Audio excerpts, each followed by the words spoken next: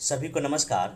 इस video lecture में मैं एक मोस्ट इम्पोर्टेंट ऐसे डिस्कस करने जा रहा हूं जिसका कि टॉपिक का नाम है बेगानी शादी में अब्दुल्ला दीवाना।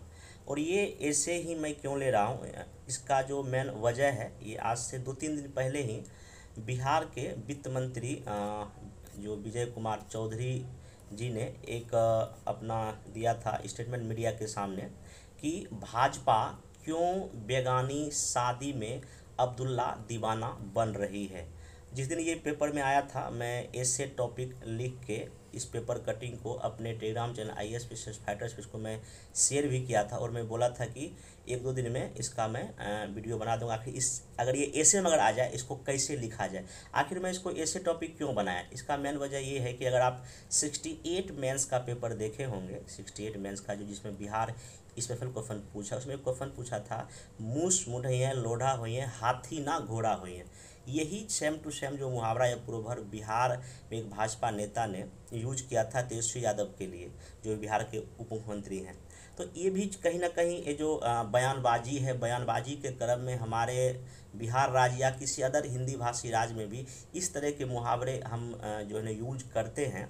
तो आज इसी का मैं कैसे इसको अगर ऐसे में पूछ दे यही बिहार स्पेशल में, तो कैसे इसको 700-800 वर्ड में लिखा जाए, कैसे इसको अलग अलग डायमेंशन में ब्रेक किया जाए, तो उन्हीं सब चीज़ों को मैं इस वीडियो में डिस्कस करूँगा। बाकी 1-2 दिन पहले और जो है जो बिहार के पूर्व मुख्यमंत्री लालू प्रसाद यादव जी ने भी एक मुहावरा ही यूज किया है कि उड़ती चिड़िया में हल्दी लगाना। दैट मीन्स कि असंभव कार्य को करना, कि चिड़िया ऊपर उड़ती है तो आप वहाँ पर कैसे हल्दी लगाओगे उसके पंख में, तो वही है। तो उसका भी मैं वीडियो आने वाले 1-2 दिन में बना के जो है ना ग्रुप यूट्यूब में शेयर कर दूंगा, आप वहाँ से उसको देख लेना। तो आइए जो इनका जो कहने का जो क्या इन्होंने संदर्भ लिया था वित्त मंत्री ने, उसको थोड़ा सा मैं बताने का कोशिश करता हूँ। अभी आपको पता है कि देश में जो है भाजपा या NDA के अलावा जो दूसरी अदर पार्टी है वो एक विपक्षी एकता बनाने की कोशिश कर रही है। तो उसमें जो है उसमें नीतीश कुमार जी एक बड़ा रोल प्ले कर रहे हैं। तो इनका ये स्टेटमेंट था विजय कुमार चौधरी जी का कि भाजपा ने इस विपक्षी एकता पर एक कहीं ना कहीं सवाल उठाया था, जो पटना में मीटिंग हुआ था। तो यहाँ पे वित्त मंत्री विजय कुमार चौधरी ने भाजपा द्वारा विपक्षी एकता के नेतृत्व को लेकर उठाए जा रहे सवाल उन्होंने निशाने पर लिया, इन्होंने लिया था, ठीक ना। तो उन्होंने ये कहा कि नीतीश कुमार की जो भूमिका जो है ना देश ने देख लिया है, उन्हीं की पहल पर ये सारे जो नेता इकट्ठा हो रहे हैं। सभी ने कहा है कि हम लोगों का एक ही एजेंडा है, लक्ष्य है क्या, 24 में भाजपा को देश से सत्ता से बेदखल करना। एक बार अगर यह मकसद पूरा हो जाएगा तो फिर सभी नेता मिलकर तय कर लेंगे कौन मतलब प्रधानमंत्री बनेगा या कौन नेतृत्व प्रदान करेगा, ठीक ना, या विपक्ष की ओर से कौन प्रधानमंत्री बनेगा। तो वही है इनका कारण। भाजपा आखिर इतना परेशान क्यों है? अगर कोई नेता नहीं है तो क्या है, हम लोग पहले चुनाव लड़ेंगे, फिर अगर वोटिंग आ जाएगा, अगर जीत जाएंगे तो फिर हम लोग अपना नेता चुन लेंगे। तो यहाँ पे वही इनका कहना था कि हम जो विपक्षी पार्टी जो भी चीज़ें कर रही है उसमें चूँकि हम लोग का ये मामला है, विपक्षी नेताओं का मामला, विपक्षी पार्टी का इशू है, तो इसमें आखिर भाजपा क्यों फालतू में बेदखल दे रही है। मतलब कि बेगानी शादी में, मतलब कि यहाँ पे विपक्षी पार्टी आपस में अपना जो भी चीज़ कर रहे हैं, एजेंडा तैयार कर रहे हैं, जो भी कर रहे हैं, कौन बनेगा प्रधानमंत्री, कौन क्या नहीं बनेगा, वो उनका मामला है। तो ऐसे मामले में भाजपा आखिर क्यों अब्दुल्ला बन रही है, मतलब अब्दुल्ला क्यों ये थर्ड पार्टी के रूप में आके यहाँ पे फालतू कुछ बयानबाजी कर रही है, आखिर वो क्यों अपना मतलब हीरो या दिखावा कर रही है। तो इनका जो वित्त मंत्री जी का जो स्टेटमेंट यही था कि विपक्षी जो एकता के जितने भी लोग हैं ये आपस में काम कर रहे हैं, कौन नेता बनेगा, कौन PM बनेगा, ये सब हम लोग का मामला है। इसमें भाजपा को अब्दुल्ला मतलब कि यहाँ पे इस मामले में कोई विशेष इनको इंटरफेयर करने की कोई ज़रूरत यहाँ पे नहीं है। तो आखिर इसको जो इन्होंने कहा, आखिर इसको अगर ऐसे में पूछेगा तो सिंपल यही आ जाएगा कि बेगानी शादी में अब्दुल्ला दीवाना, सिंपल सा यही ऐसे, क्योंकि ये मुहावरा, ये प्रोवर्ब भी है। तो आखिर आज ये जो ऐसे है अगर ये बन जाएगा तो इसको कैसे लिखा जाए। यहाँ पे बात है कि भाई आपको अप्रोक्स 800 वर्ड लिखना है। तो इस लेक्चर में मैं इसको काफ़ी अलग अलग तरीके से ब्रेक कर दूंगा कि कैसे कैसे आपको लिखना चाहिए। तो मेरा सलाह आपसे सिर्फ ये है कि आप जहाँ भी वीडियो देख रहे हैं तो तभी देखें जब आपके पास पेन और कॉपी हो। पेन कॉपी ले लीजिए, रफ में जो भी चीज़ें मैं डिस्कस करूँगा, जितना पॉइंट मैं डिस्कस करूँगा आप उसको रफ में नोट डाउन कर लीजिए, फिर आप इसको 700-800 वर्ड में लिख कर मतलब कि लिख कर चेक करा लीजिएगा, ठीक है। ग्रुप में भेज दीजिएगा, मैं उसको वहाँ पे चेक कर लूँगा, क्योंकि अभी जो 69th एग्ज़ाम को लेके जीएस और एसए का मेंस अनराइटिंग प्रोग्राम ऑलरेडी चल रहा है, जिसमें कभी 6 बैच मतलब कि चल रहा है अभी, जिसमें कि सब में एसए चलता है, फिर आपका जीएस का क्वेश्चन चलता है, तो आप वहाँ पर अपना इसको दिखा सकते हैं। तो यहाँ पे सबसे पहले देखिए, जो अगर ये ऐसे आ जाएगा तो इसका असल मीनिंग आपको एग्जैक्ट पता होना चाहिए, ये मीनिंग क्या है, क्योंकि इस बार जो 4 बिहार का जो स्पेशल जो पूछा निबंध है उसमें कई का तो मीनिंग ही नहीं पता चला। तो मेरा प्रयास बस यही है कि इस यूट्यूब चैनल के जरिए भी या जो जितने भी लोग हमारे पेड ग्रुप में जुड़े हुए हैं कि लगभग 50-60 ऐसे आपको मुहावरे करा दिए जाए जो बिहार स्पेशल का है। अगर आप उसको कर लेंगे तो आराम से आप 4 में से एक जो ऐसे लिख ही लेंगे। और 68 पे जो मैं ऐसे कराया था, मैं टेलीग्राम में बताया भी था कि अगला खेती आगे के पिछला खेती भागे जाए, तो मैं ये सेम टू सेम यही क्वेश्चन जो है ना 68 टेस्ट में भी दिया था, और वहाँ पे कई लोगों ने उसको अच्छे से लिख कर आया भी है। और भी कई सारे ऐसे थे जो डायरेक्टली कहीं ना कहीं जो मैं कराया था वही आया था, मैं इसको टेलीग्राम में शेयर कर भी दिया था। तो आखिर इस ऐसे का जो है ना एग्जैक्ट मीनिंग क्या है, देखिए मीनिंग का मतलब यही है, ऐसे व्यक्ति की खुशी में खुश होना जिसका कोई संबंध आपसे नहीं है, ठीक ना। कोई 2 आदमी है, ठीक ना, उस अब अगर शादी जब भी कभी होगा तो 2 लोगों के बीच ही होगा।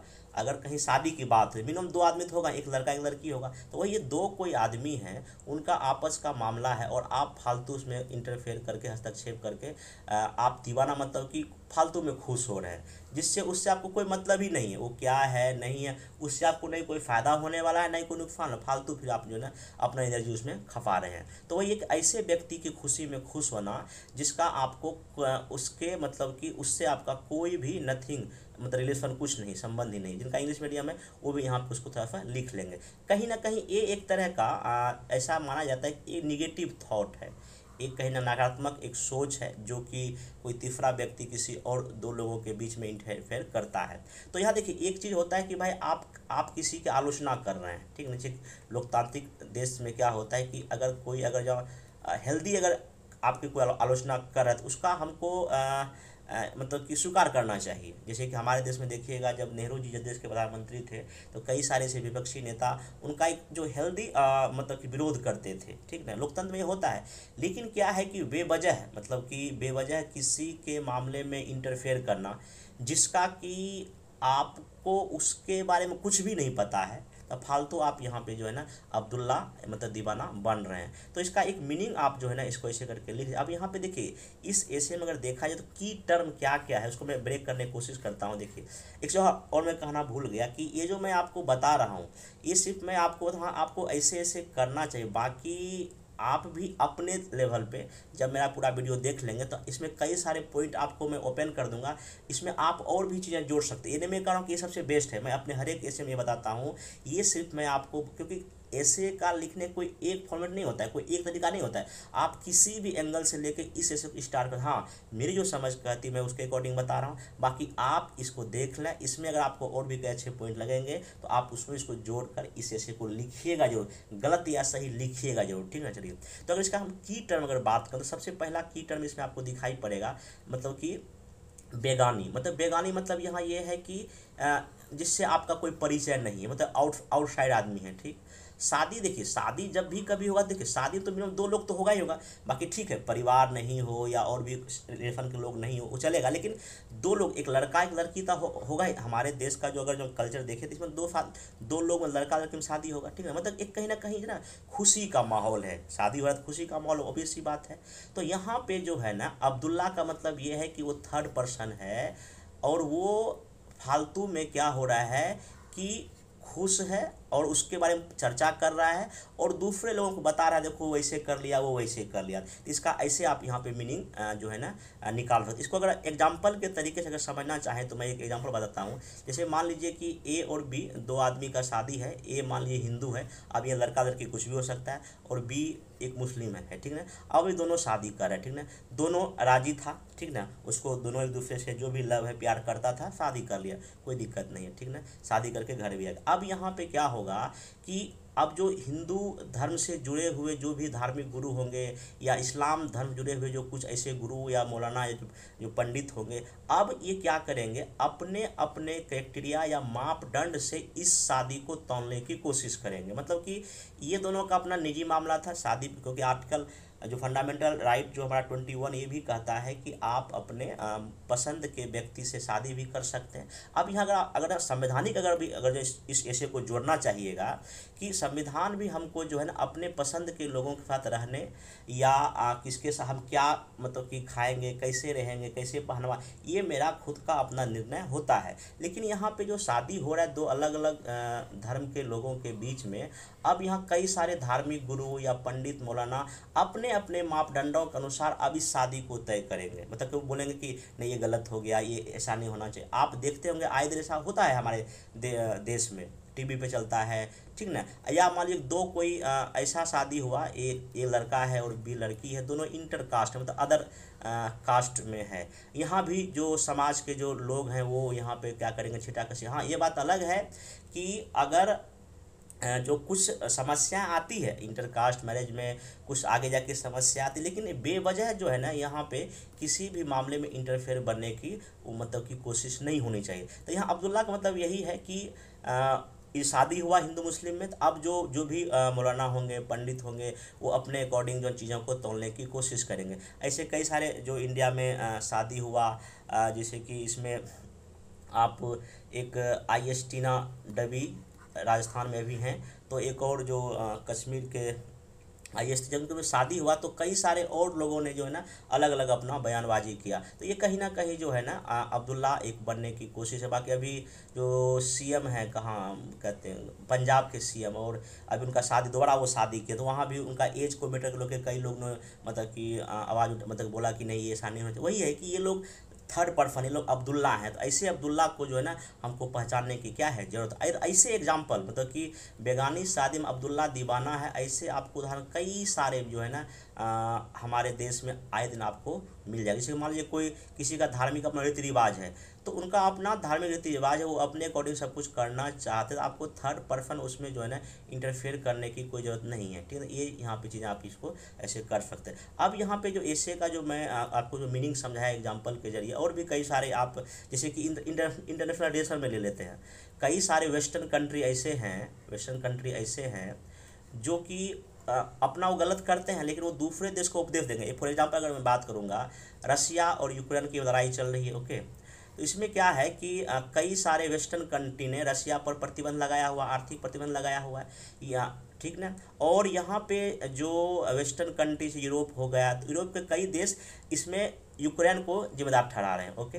अब यहाँ ये है कि आर्थिक प्रतिबंध भी लगा दिए, तो ऐसे कई सारे वेस्टर्न कंट्री हैं जो कि अभी भी रसिया से जो है ना कच्चा तेल खरीद रहे हैं, लेकिन भारत पर बोल रहे हैं कि नहीं खरीदना चाहिए। वही चीज़ है कि यहाँ पे लोग अब्दुल्ला की तरह काम करें, या कोई अंतर्राष्ट्रीय मामला है जैसे पाकिस्तान ही है, अगर हमारा कोई इंटरनल मामला है, ओके, जब अभी खालिस्तान का मुद्दा है या जम्मू कश्मीर का मुद्दा है या कोई भी मुद्दा है, इसमें पाकिस्तान जो है ना फालतू कुछ मतलब कि बयानबाजी करेगा, तो वही है यहाँ पे मामला हमारा है, इंटरनल प्रॉब्लम्स है, अब वो थर्ड पर्सन में अब्दुल्ला वो अपना खुशी मना रहा है, दीवाना बन रहा है। ऐसे कई सारे अंतर्राष्ट्रीय संबंधों में ह्यूमन राइट्स को लेकर होता है, कई सारे देश मानवाधिकार के मामले में अपना खुद वो फंसे हो, लेकिन दूसरों को उपदेश देंगे ऐसा होना चाहिए, ऐसा नहीं होना चाहिए। जैसे हमारे देश में कई सारे जो इस्लामिक कंट्री है, हमारे देश के ह्यूमन राइट्स या और भी अल्पसंख्यकों को लेके बोलेंगे, लेकिन उनके देश में खुद प्रॉब्लम्स है, उस पर वो ध्यान नहीं देंगे। तो वही चीज़ है, यहाँ पे ये लोग कहीं ना कहीं एक अब्दुल्ला की तरह जो काम करते हैं, जो कि एक गलत है। तो एक नेगेटिव थॉट है, लेकिन हाँ कभी कभी ये हो सकता है कि कुछ अब्दुल्ला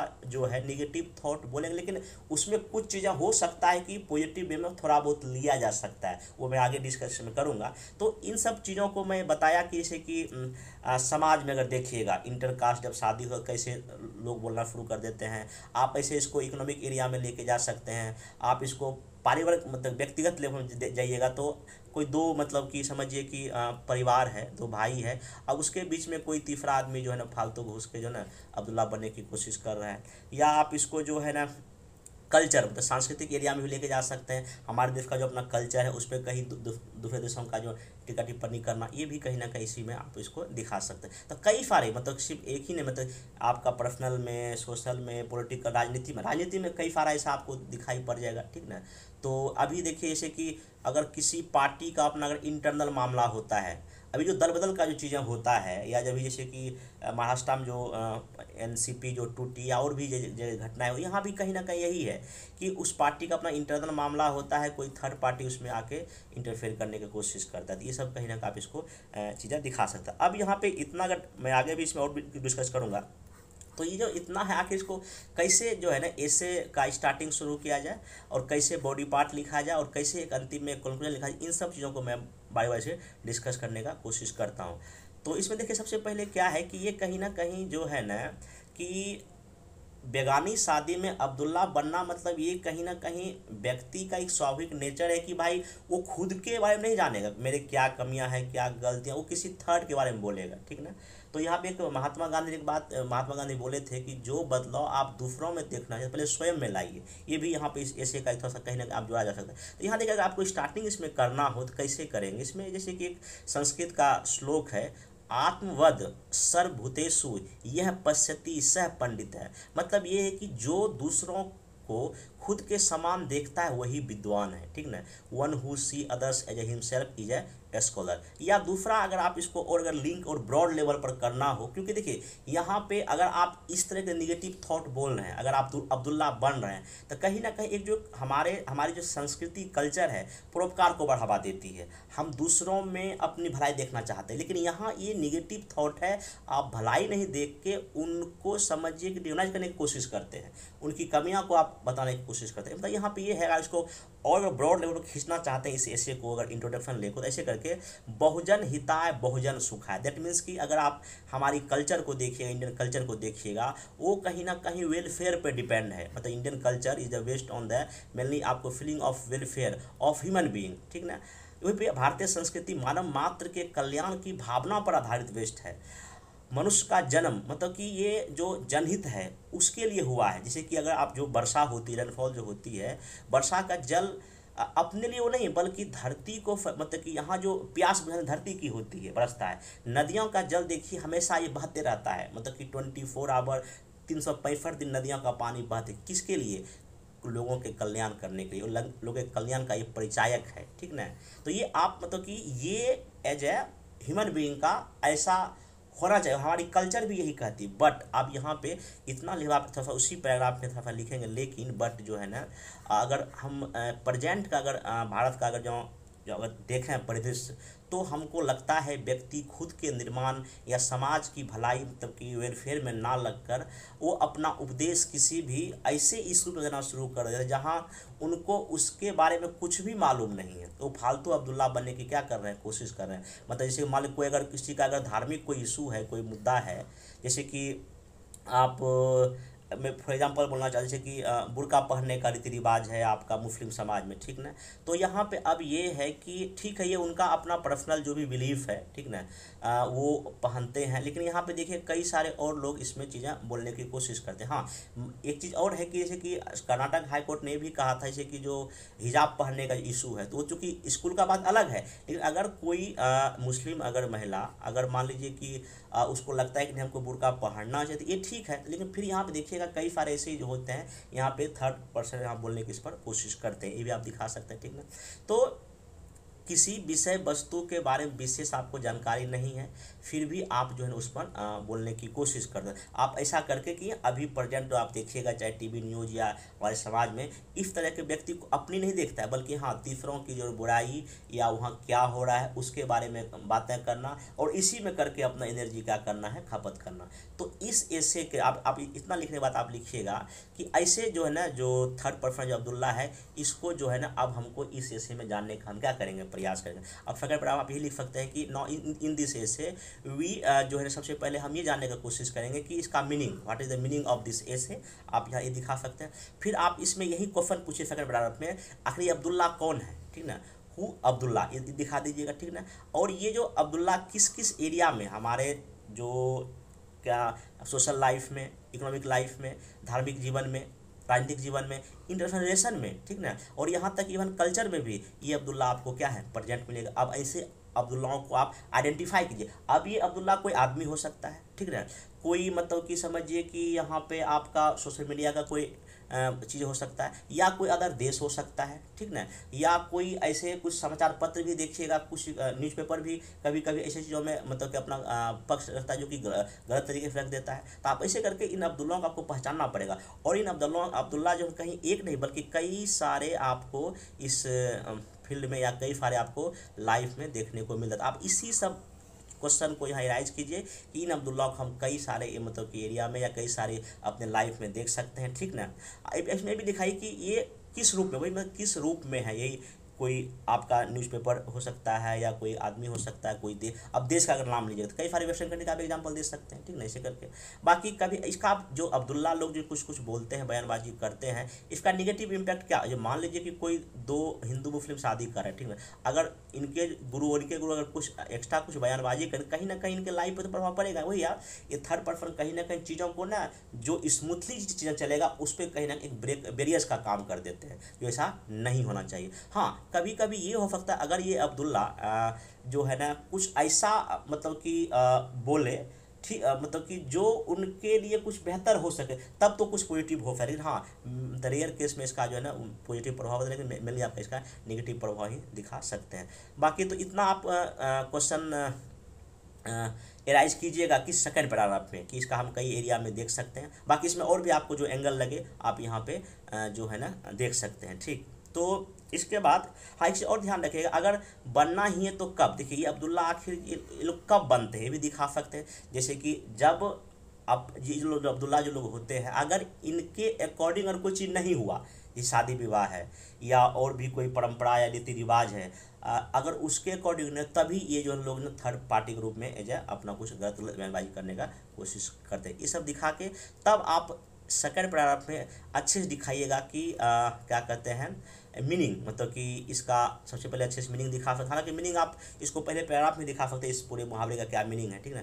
फिर दिखाइए अब्दुल्ला कौन है, जितना हम बात की यहाँ पर किसी, ठीक ना। अब इन अब्दुल्लाओं के अपने स्टैंडर्ड्स होते हैं, जैसे कि कास्ट को लेके हो सकता है, वो धर्म को लेके हो सकता है, किसी और अपने इशू के लेकर, या यहाँ तक कि कुछ महिलाओं का भी आप इसमें बात लिख सकते हैं, ठीक ना। जो नारी जो समाज को कहीं ना कहीं आगे नहीं बढ़ने देने के पीछे इस तरह के अब्दुल्लाओं का जो ना काम होता है, टीका टिप्पणी करना। गाँव में खाने से काफ़ी आपको लोग मिल जाएंगे कि जो कि आगे बढ़ने से रोकने का काम करते हैं।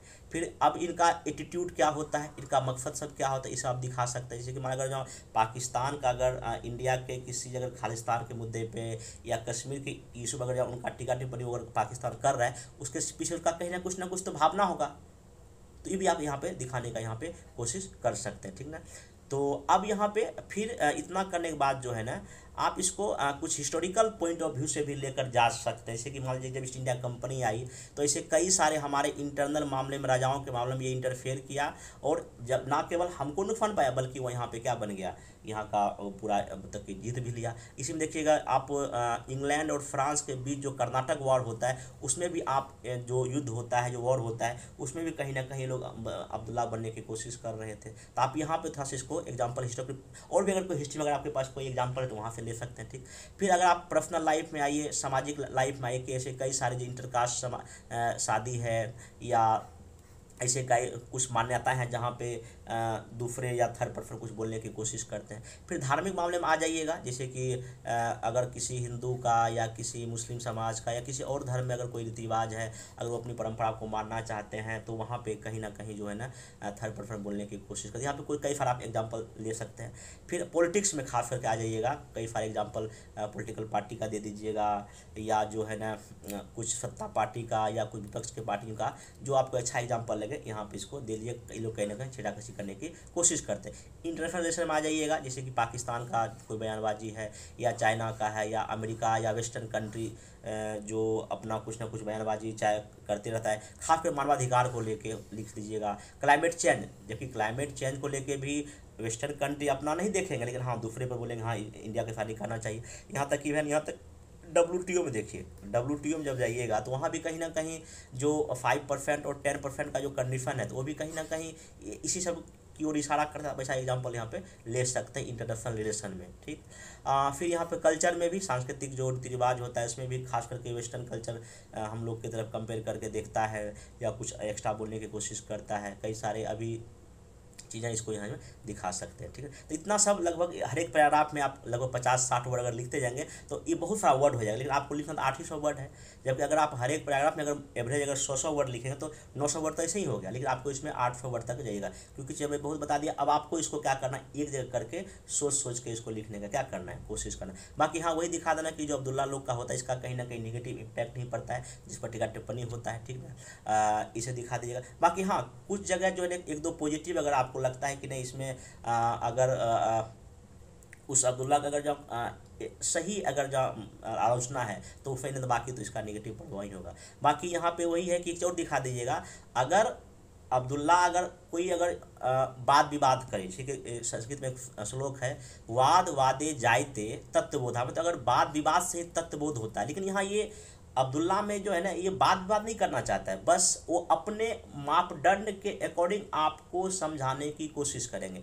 अगर डेमोक्रेटिक कंट्री में अगर वाद विवाद हो, एक दूसरे से अगर हेल्दी जो चीज़ें हो, आदान प्रदान विचारों का, तो वो तो ठीक है, लेकिन यहाँ पे ऐसा नहीं होता है, ये बात ध्यान रखें। आप यहाँ पे थोड़ा सा आलोचना को और इस अब्दुल्ला के जो है ना चीज़ों को भी थोड़ा सा डिफरेंट करके दिखा दीजिएगा तो सही रहेगा, ठीक। तो अंतिम में वही कि चूँकि एक निष्कर्ष हमेशा एक पॉजिटिव वे में होना चाहिए, इतना सा बात डिस्कस करना कि हाँ इन सब फाइल डिस्कस करने के बाद यही है कि समय एक चीज़ें बदल रहा है, टाइम बदल रहा है, ठीक ना।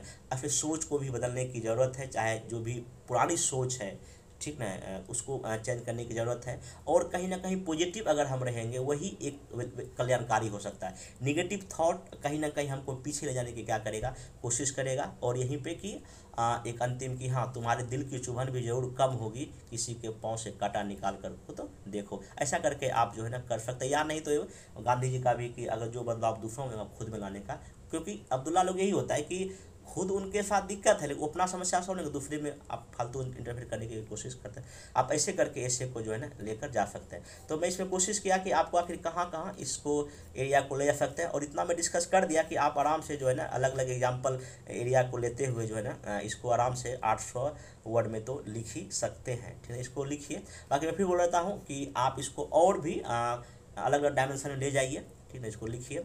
बाकी जो है ना अब नेक्स्ट ऐसे जो है ना जो है कि उड़ती चिड़िया या पक्षी में जो है ना हल्दी लगना, उसको मैं करूँगा, क्योंकि मेरी मुहावरा में जो है ना जो थर्ड जो सेक्शन ऐसे का वहाँ पे कई लोगों को दिक्कत हो रहा है। तो मेरा प्रयास है कि लगभग 50-60 ऐसे तो मैं करा दूंगा जिसमें कि कोई दिक्कत नहीं होना चाहिए। बाकी मेंस आंसर राइटिंग में बहुत लोग जीएस का बहुत अच्छा जो है ना लिखना शुरू कर दिए हैं, मतलब कि जो लगभग 6 बैच चल रहा है जिसमें कि सब लोग अच्छे आंसर लिख रहे हैं। बाकी इसमें मॉडर्न आंसर जिसको दिया जा रहा है, मेरे मॉडर्न आंसर को अच्छे से पढ़िए, क्योंकि जो हिंदी एंड इंग्लिश में जो भी आपको मॉडर्न आंसर प्रोवाइड कर दिया जा रहा है, समझिए कि शॉर्ट आंसर को भी कैसे आप 100 वर्ड में या 80 वर्ड में लिखा है उसमें ये भी सिखाया जा रहा है। बाकी लॉन्ग आंसर को भी देखा, और करंट अफेयर्स जो पर डे आपको करंट अफेयर्स मिलता है जिसमें कि 4 आपको शॉर्ट क्वेश्चन, एक लॉन्ग आंसर, ये सबसे मोस्ट इम्पोर्टेंट। और मैं जब 69th जब एग्ज़ाम होगा मेंस का, जब पेपर आएगा तो मैं वहाँ दिखाऊंगा कि जो आपका मैं करंट अफेयर जो डेली करा रहा हूँ उसी